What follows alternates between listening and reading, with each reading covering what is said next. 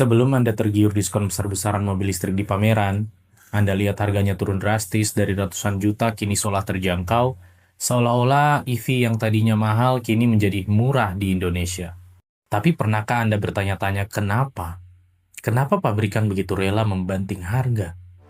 Apakah ini deal terbaik dalam hidup Anda? Atau justru jebakan finansial tersembunyi yang baru akan Anda sadari 5 tahun kemudian?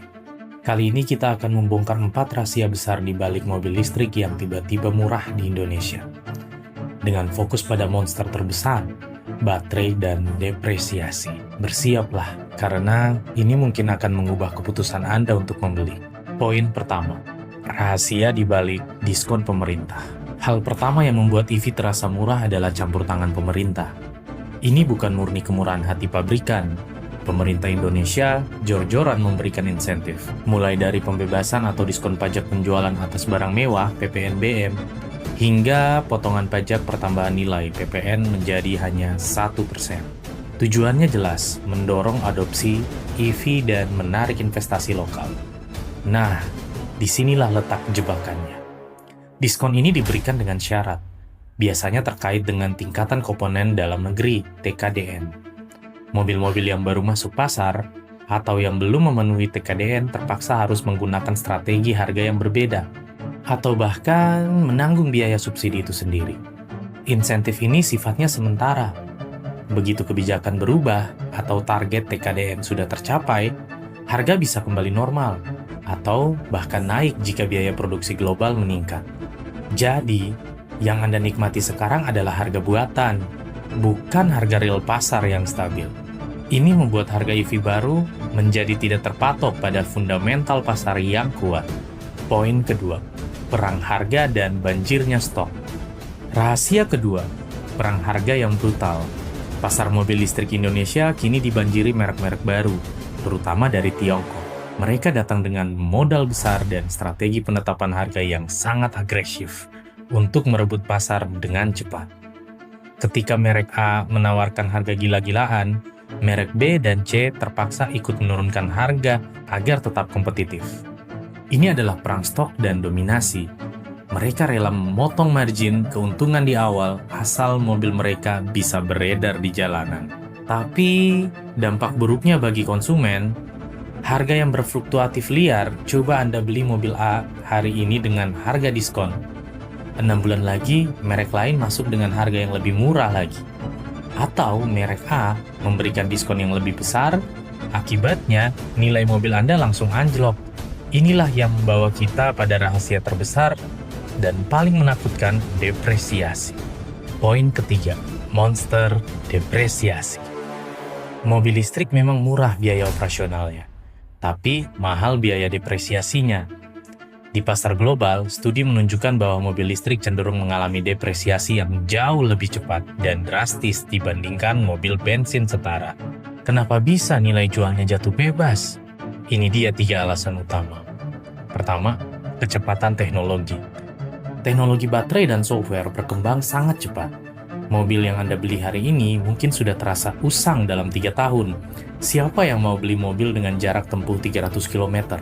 Sementara mobil baru 3 tahun kemudian sudah menawarkan 500 km dengan harga yang sama. Kedua, ketidakpastian pasar sekunder. Konsumen mobil bekas masih ragu. Mereka tidak tahu pasti kondisi baterai atau seberapa mahal biaya perbaikannya. Keraguan ini menekan harga jual. Dan ketiga, kekhawatiran garansi. Garansi baterai biasanya 8 tahun. Ketika mobil masuk tahun kelima dan mendekati batas garansi, pembeli akan meminta diskon yang sangat besar. Jadi, meskipun Anda menghemat puluhan juta dari biaya bensin, Anda bisa kehilangan ratusan juta dari nilai jual kembali mobil Anda. Diskon yang Anda dapat di awal bisa jadi adalah kompensasi atas depresiasi yang akan Anda tanggung di akhir. Poin keempat, jebakan baterai. Inilah rahasia gelap yang paling sering disembunyikan, biaya pergantian baterai. Baterai adalah jantung EV dan juga komponen termahal. Harga baterai bisa mencapai 40% hingga 60% dari harga mobil baru itu sendiri. Meskipun pabrikan memberikan garansi 8 tahun atau 160.000 km, garansi itu memiliki batas degradasi atau penurunan performa. Misalnya, performa tidak boleh turun di bawah 70%. Mari kita hitung skenario terburuk. Misal, mobil Anda harganya 450 juta. Harga baterai pengganti bisa mencapai 150 juta hingga 200 juta. Jika setelah garansi habis baru baterai Anda mengalami masalah yang tidak bisa diperbaiki atau degradasi yang sangat parah, Anda harus mengeluarkan uang ratusan juta. Inilah dilema yang melilit EV bekas.